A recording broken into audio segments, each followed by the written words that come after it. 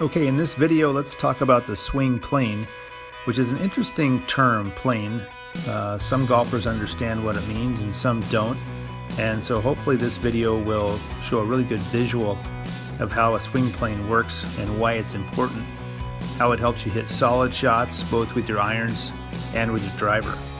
So this video here, coming from one of the apps that I use, which can measure the plane and some speeds and things, will show the backswing in a darker shade and the downswing in a lighter shade. So as it goes back, it's tracing a plane, as we call it, or a circle on an angle. And as it comes down, the plane shifts slightly and comes down a little bit lower or underneath the backswing line, down to the ball and back up around again in a circle.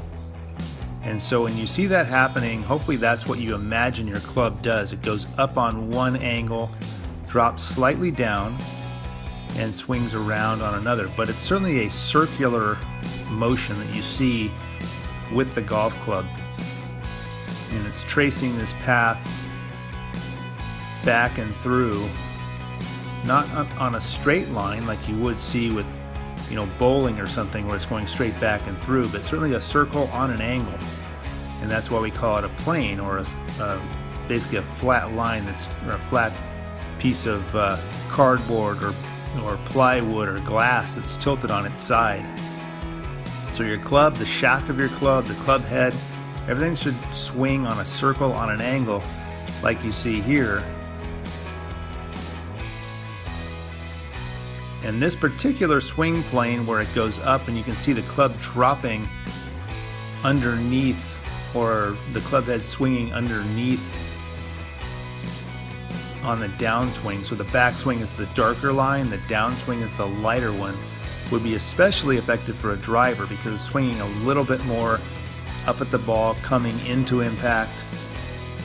And if you had a swing that was going more just straight along the same angle or the same plane, it might be a little more effective for an iron.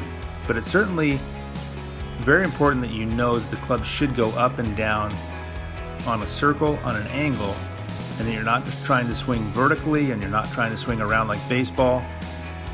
And it does look something like this in your mind.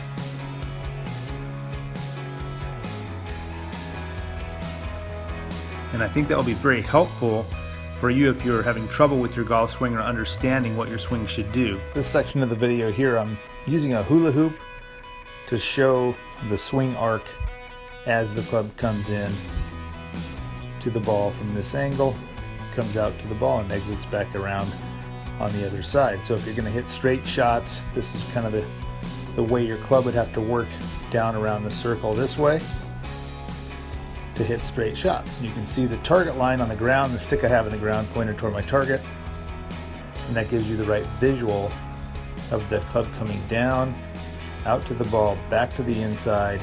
We call that inside to inside, which hits a nice straight shot.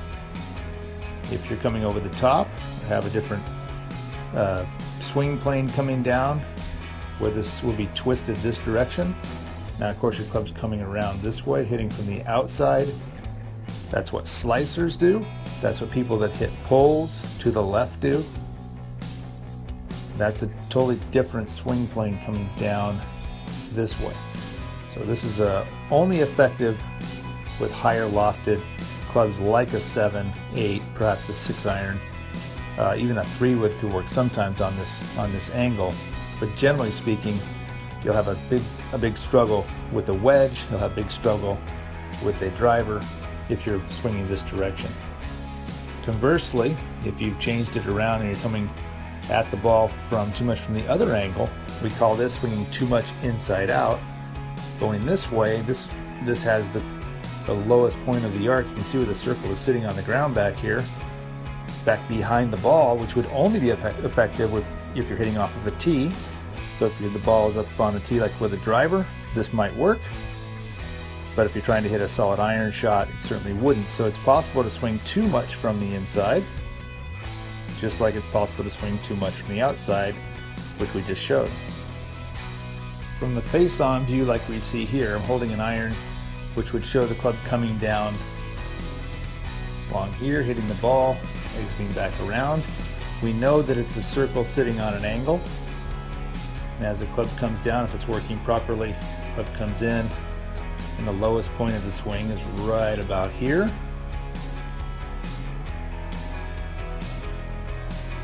Comes down, hits the ball, and keeps going around the circle. Now from this angle, it might look like the club's just traveling in a straight line. It's hard to tell if it's traveling in a straight line or not. From this angle, it certainly looks like it is, but we saw from the other view it's not. It's actually traveling in an arc, coming down from the inside, hitting the ball, going back around the other direction. And certain swings have certain amounts of club face rotation, depends on your swing and your grip. Some are closing more, like you see here, or it's working more open to closed, and some are more square as it goes through, but it's still going to be working on an arc with the lowest point of the swing up here. If the ball is on the ground, this will work great. If it's on a tee, we need it to be something a little bit different. If you happen to be someone that slices the golf ball, then your swing arc is tilted this direction, which puts the lowest point of the swing way over here to the left. The club would be tracking across this way,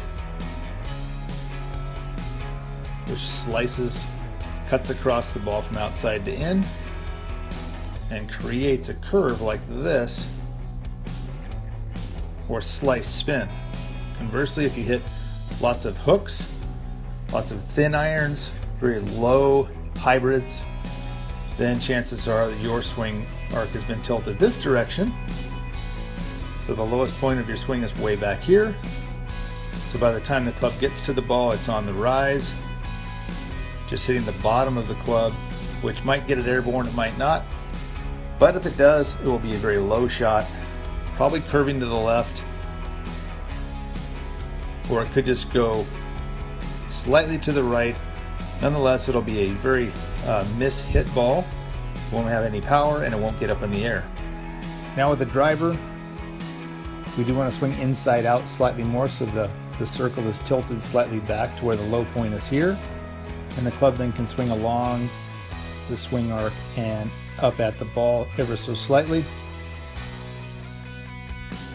which gives you the maximum distance and direction control. Club works from in to out, going through. If we turn the plane the wrong way and start to come at it from the outside in, and now we have the low point of the swing over here. Now the club is coming outside in, chopping down on the ball, making a divot on the tee box perhaps, hitting pop-ups, big slices, and perhaps even some pulls to the left. You definitely don't want that with the driver.